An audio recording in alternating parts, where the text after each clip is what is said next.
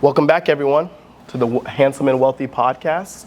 I'm with our guest, the illustrious Dr. Ryan Warner.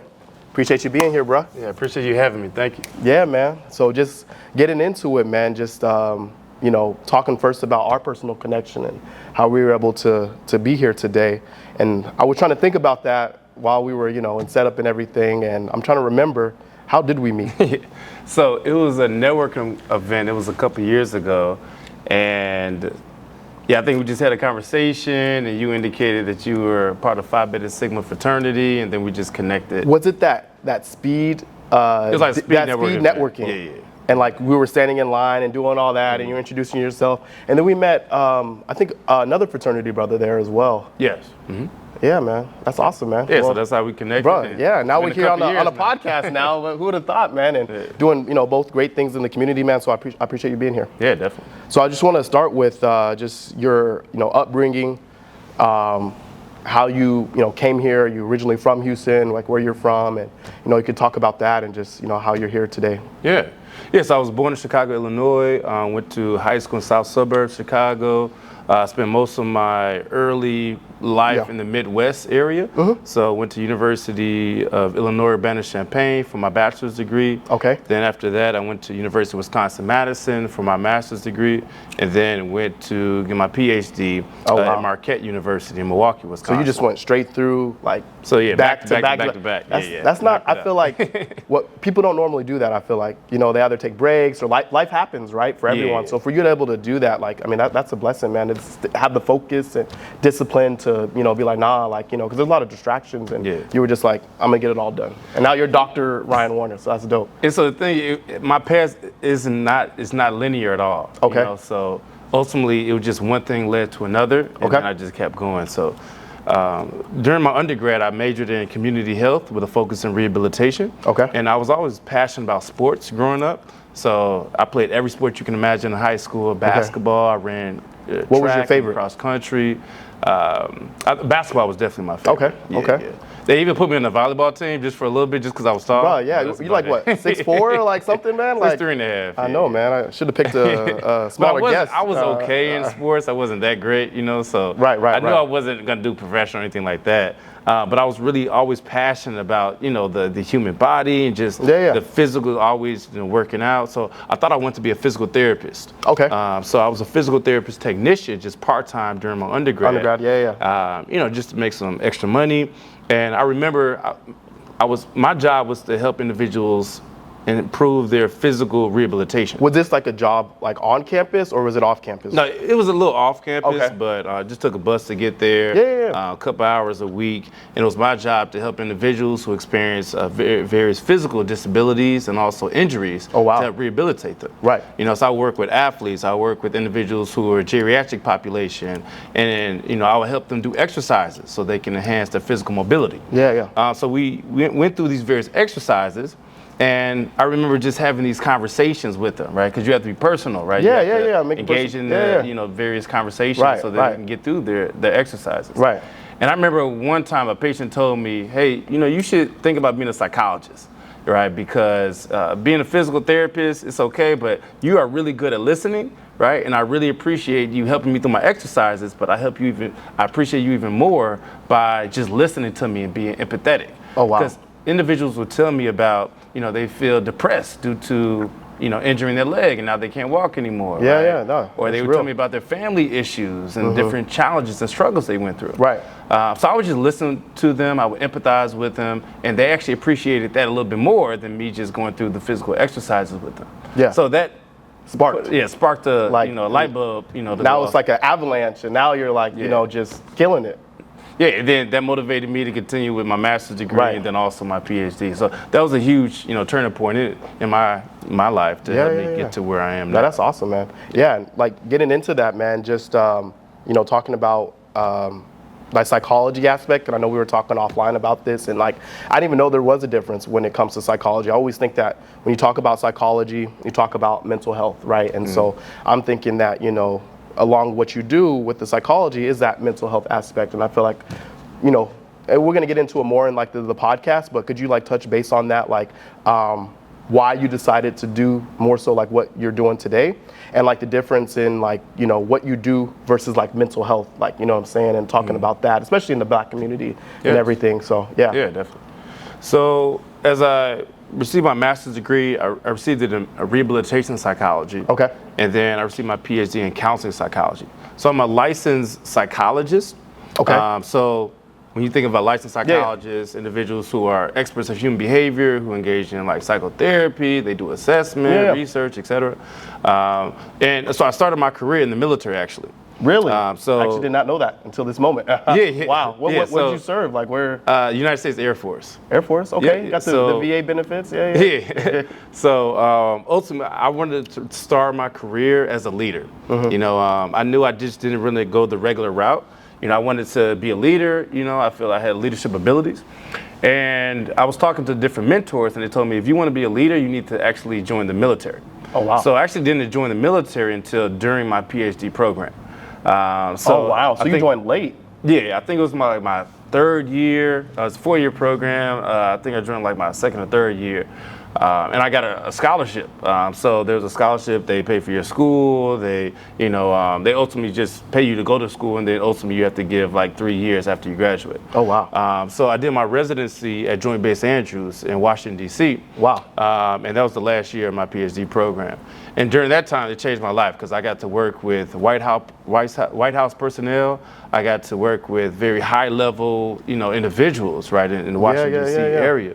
And ultimately, I got to, engage in these high-level leadership roles. Right. And I didn't even graduate yet. This is my last year. That's crazy, program, actually. right? Like. Yeah. So I graduated, and then I moved to Albuquerque, New Mexico. Albuquerque, New Mexico. I don't know too many Black people out in Albuquerque. Yeah, Albuquerque is actually the largest city in New Mexico. And it's not super diverse when it comes to Black individuals. Exactly. But ultimately, right when I graduated, I was promoted to director of psychological health. So it was my job to promote the psychological well-being of 20,000 individuals on this Air Force base. 20,000.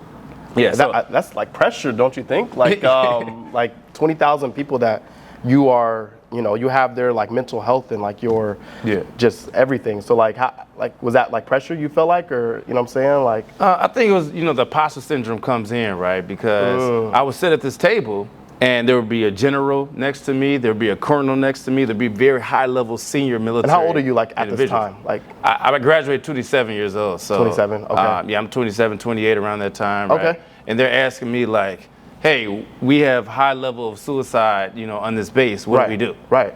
So I have to figure out, okay, how do I, solve that issue, right, with the resources that we have. Right. And this is a nuclear weapons base. Yeah. So ultimately, if individuals are not mentally fit, boom, the whole world just blows up, right? All because of you. Not because of me.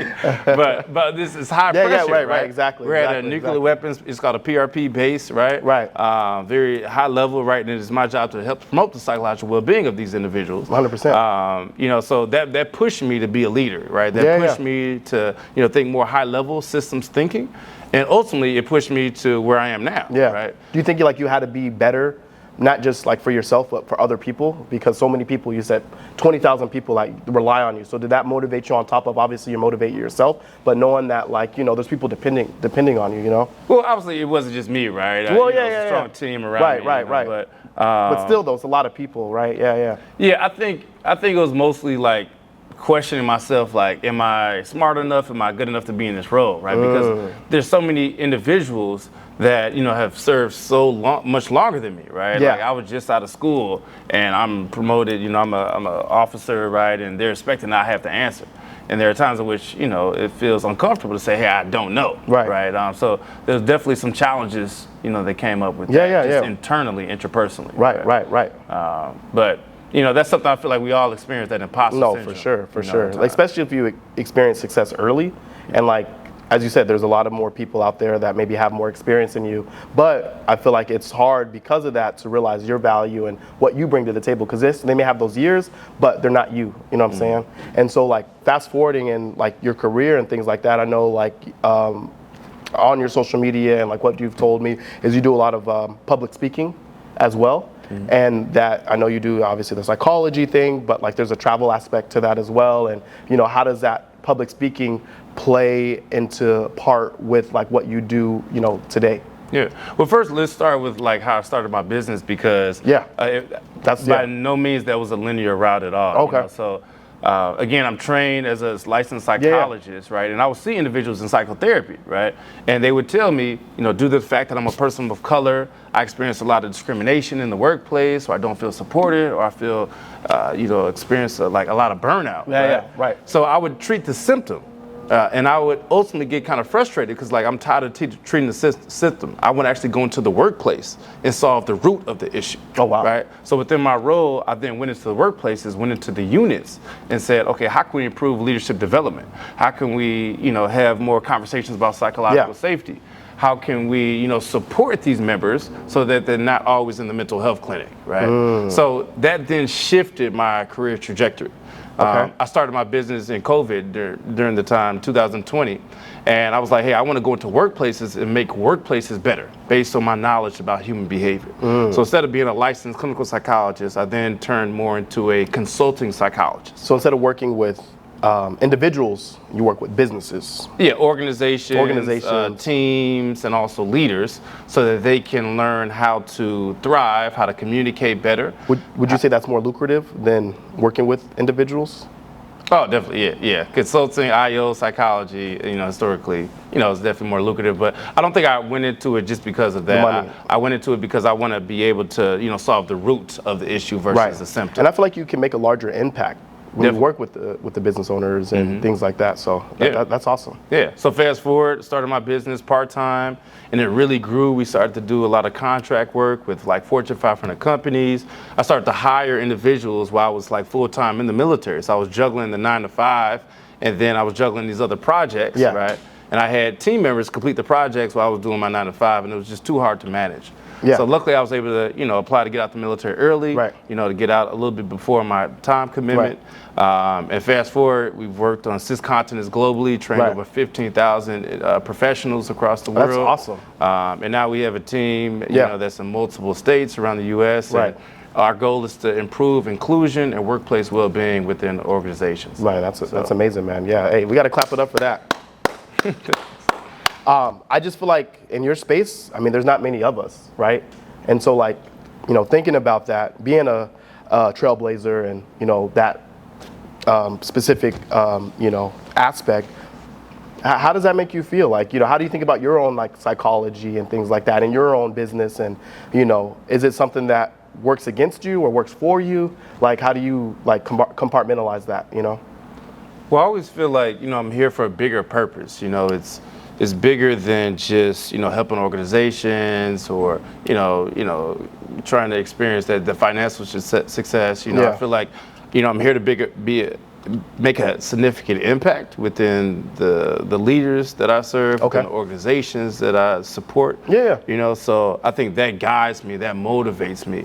You know, when I do a talk, for instance, and someone, you know, reaches out to me a year later and say, I still remember that talk you did that motivated me to be better, right there, that really, you know, impacts me and motivates me to continue the work that I'm doing. Right. So you think about it more so less about, you know, the whole like stigmatisms and things like that, stereotypes, but your motivation, that fuels you more than anything else, anything that may be working against you or things like that, right? When we think about like Black excellence, right, when you think about that term, the way I look at it is going from survival to then thriving, right? Because oftentimes, you know, especially of communities of color, you know, we are taught to just survive based on the systemic barriers that we face, right? Based on historical racism, you know, and you know, just historical oppression, right? And oftentimes we're just trying to float, we're just trying to get by, right? So when people say, "Oh yeah, what do you think about Black excellence?" You know, what do you think about being in the top 1%? I think about, well, number one, let's look at our ancestors. Our ancestors brought us, you know, to this moment, right? We stand on the shoulders of our ancestors, 100%, right? So I want to figure out how I can also bring others who look like me, you know, forward, right? And figure out how we can go from just survival to now thriving in everything we do, both personally and professionally. 100%. So thinking about that, right? Like, how you're doing that, and I don't know, like, just when it comes to other individuals that look like us, right? Like helping them, or like, because you're like, man, like I've come this far, I've done all these things as a person of color, and I want to be able to assist maybe other people of color that maybe want to do the same things you do, right? And so you say, like, what we talked about before offline is like, we're in the minority when it comes to this, or in the business that you're in. And so, like, do you ever think about that? It's like, man, like, I want to help other people or inspire others, or I don't know, many active stuff like you do right now that inspire that, or like you giving back, or things like that, because I'm sure you want to see more people of color that are in your same field. Yeah. So, and that's what our consulting company ultimately focuses on. We're really passionate about training the next generation of leaders. Wow. So we actually have an internship program that we started a couple of years ago. That's awesome. Wow. We bring in a lot of young leaders, mostly people of color, to teach them about what is IO psychology, what is consulting psychology, how do you go into workplaces to make them better, make them more efficient, right? They're able to jump on projects, they're able to get different experiences. Then now that's a funnel to hiring and actually, joining the team as well, long term. So, that's definitely one of our missions, to train those next generation of leaders, right? So that then we can all thrive together. Amen. Cheers to that. Mm-hmm. Yeah, definitely. So I was gonna say, so doing the whole psychology thing, when I think about psychology, I don't think about entrepreneurship. And so, like, you being here, man, I just feel like it's just an eye opener for people. I feel like, and maybe you feel that way sometimes as well, as like the misconstruing of your business that you do when it comes to psychology, because you've educated me on things, and just like, being here today, right?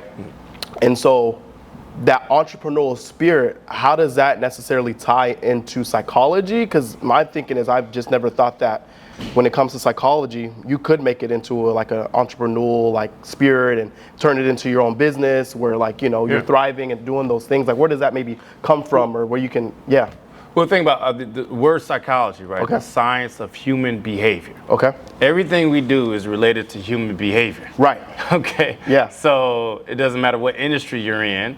When you go to work, your interactions with other humans cause conflict. Right. Right. Right. There's different challenges that come up. Right. There's toxicity within workplaces. Oh my gosh. We spend most of our life at work. Yeah, more than our own families. Even more than our own families, right? So we think about, like, that is a center of us as adults, right? And there's so much room there to help support organizations so that they can function and operate more efficiently and in a better way, right? So I think naturally psychologists, or those interested in psychology, are naturally fit to help support workplaces and organizations. That's awesome, man. So, man, shoot, I appreciate you being here, man. Like, this is our first episode. So, like, Ryan, like, man, just like us being able to just go to a networking event, right? And that's like entrepreneurship right there. Just us meeting at an event, putting ourselves out there, right? And then now being able to, be in this space together and, things like that. Yeah. So I know we touched a little bit earlier on it, but that public speaking aspect, because when you go to networking events, sometimes there is, public speaking to that. When you go to, all your, events that you do in the workplace and talking in front of people, did you ever have a fear of the stage? Did it come naturally? I know some people do like Toastmasters and things like that. So how did that come about for you in that aspect in your business? Yeah, so it's interesting. If you would have met me in high school, you would never think that I would be a public speaker in the future. Right. Like, I did not enjoy speaking in front of large crowds, right? It made me very anxious. I really tried to avoid that. But I think naturally, as I grew older and became more confident in my message and what I want to convey, then naturally, I began to, excel in that area. It's interesting. The first time I actually did a public talk was it's called a 3-minute thesis, 3MT, and it happened at within my doctoral program. And ultimately, the job was to bring all doctoral students within the university I went to, and we brought everybody together, very bright individuals who knew their research, and we only had 3 minutes to convey our dissertation. And the winner was able to get a prize. And so I was like, hey, let me step outside my comfort zone. Let me do something different. And I was runner-up out of like all the individuals who were able to apply for this opportunity. And right then and there, I was like, oh, maybe I have a shot at this. Maybe I can actually figure out how I can, make this into a career. Right? So I actually started my business solely doing public speaking engagements. Wow. Individuals would invite me out to their community, invite me to their workplace, do different talks. And one day I got a check in the mail. I didn't even expect to get paid. And I was like, oh, you can get paid for speaking? That's when you were like, hey, it was like, okay, yeah. And I was like, hey, these presentations that I've been doing throughout my entire academic career, I can now make into monetary value, right? And also make an impact within the workplace. Killing two birds with one stone. Yeah, so now mostly that's what we do. We do a lot of training, curriculum development, and train organizations across the globe. Yeah, man. And maybe you could talk about that a little bit. Like, we talked about how we got here, right? And like everything and what you do. But like, today is what, May 30th, 2025? For one, how long you been in business for? And then two, like what projects, what things you have going on, right now, like just today, just so start our business again, COVID during like 2020, so 5 years. But I started the first 2.5 years strictly like just part-time, like it was a part-time side hustle. And then after that, when I got out the military, then I've been doing it full time for 2.5 years. So we're still very early on, 5 years, on our progression, right? That's still good, But thus far we have a team of maybe like 8 to 10 or so. We have an internship program, both independent contractors and employees. In multiple states across the U.S. A lot of the projects we work on are local, state, and federal government projects.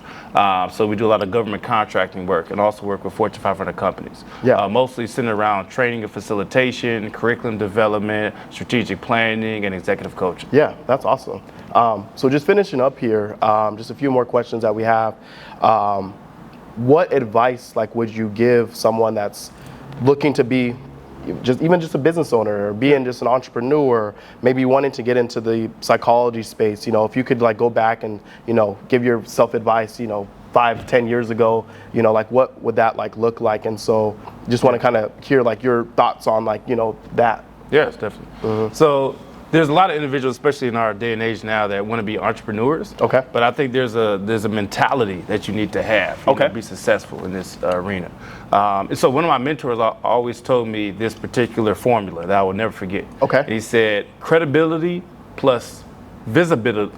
Credibility plus visibility equals profitability. Credibility. Hey, y'all better be writing this down. So you have that credibility through past degrees, through past experiences, the work type of experiences that you've went through. And you often are missing the visibility piece, right? So how do people know you? How do people know what you do? How do people know your product or the service that you're providing, right? And in turn, that's the missing ingredient to that profitability, right? So ultimately, I would focus, if I had to do this all over, more on the visibility at the beginning. Right. Because the more people you know, the more top of mind you are. The network, right? The more networks that you have. Right. And the more clients that you're able to obtain. Right. So again, that credibility plus that. That you got to give it to the audience. You got to give it to the audience. The profitability. So ultimately recognize that formula. Right. And sometimes you may have the visibility, but you may not have the credibility. Right. You got to have all. So how do you build that up, right? Through education experiences, continual learning, et cetera. And I think also there's an interpersonal type of mechanism to this, right? So I can tell you the 5 steps you need to do to be successful, but guess what? What's going to stop you is interpersonally within yourself. So the self-limiting beliefs. Am I good enough? Am I smart enough to do this? Right. The imposter syndrome that you mentioned. The imposter syndrome, symptoms that may arise. Hey, I have this idea, but I really don't want to act on it because guess what? This may happen and stop me, right? That fear ultimately leads to avoidance. And then what happens? We just freeze, we don't do anything. Right.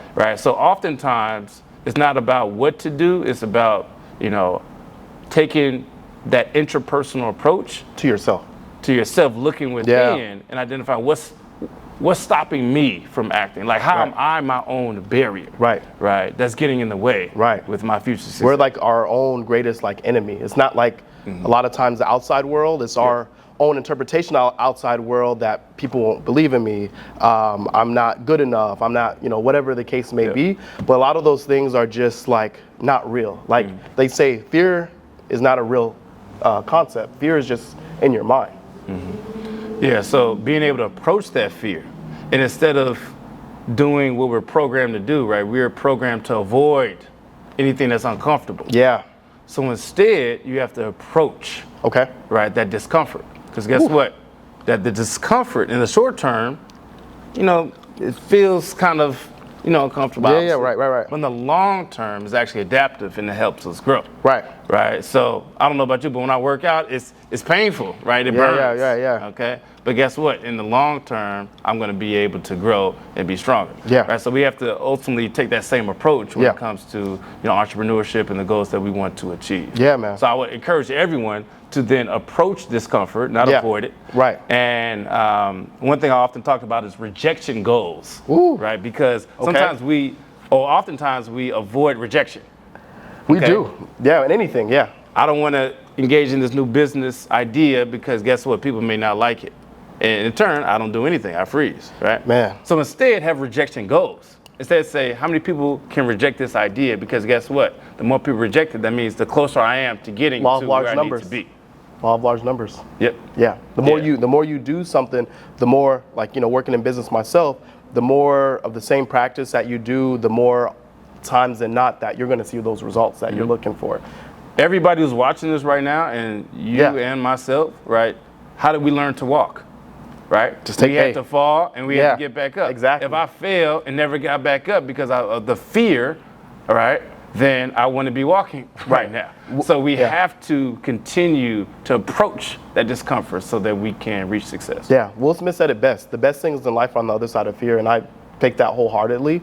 Because, we are a prisoner of our own mindset sometimes. So, All right, everyone. Welcome back to the Handsome and Wealthy podcast for my favorite segment, Hot Seat. Hope you're ready, Ryan. Let's go. All right, so first thought that comes to mind, I'm going to ask you some series of questions. So we're going to get started here, okay? One word to describe your journey so far. One word? Yeah. I can only use one. One word. Okay, 2 words. I would say challenging. Okay. Your favorite quote or mantra? My favorite mantra is never doubt. Something most people don't know about you. That I was very close to dropping out of undergrad. Haircut every week or every 2 weeks? Every week. What's your favorite cologne? Favorite cologne? I would say, that's a hard one. I'm gonna pass on that one. Jay-Z or Nipsey? Nipsey. Gym session or therapy session? I can't say both. You can't. I'll say therapy session. What makes someone handsome and wealthy? Mentality. Welcome back to the Handsome and Wealthy podcast. This includes our episode with Dr. Ryan Warner. We appreciate you being here, being an amazing guest, shedding light on a lot of great topics. So I wanted to see if you have any parting words for the audience, and then we'll conclude. Yeah. I think I would just reemphasize that everyone listening to this has probably experienced self-limiting beliefs.